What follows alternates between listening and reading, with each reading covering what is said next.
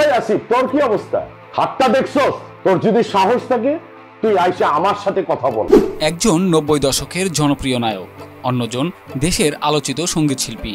দীর্ঘদিন ধরে আলাদা অঙ্গনে কাজ করলেও অমর সানি ও আসিফ আকবরের সম্পর্ক ছিল সৌহার্দ্যপূর্ণ। সেই পরিচিত ছকে হঠাৎই যেন ফাটল ধরেছে।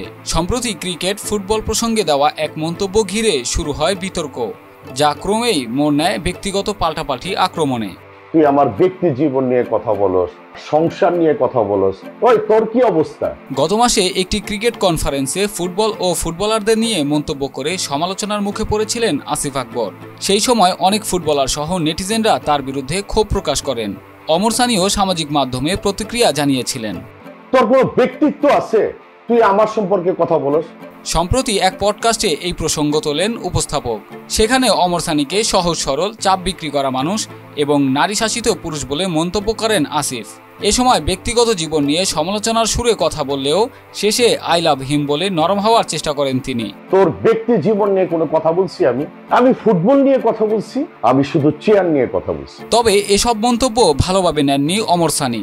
সোমবার সকালে নিজের ফেসবুকে দেওয়া ভিডিও বার্তায় তিনি আসিফকে কড়া জবাব দেন।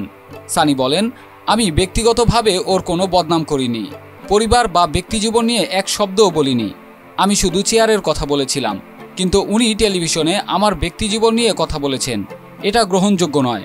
ব্যক্তি জীবন নিয়ে কথা বলবি না আসিফ। আমি কি না আসি তোর ম্যাডামরে যে জিজ্ঞেস কর।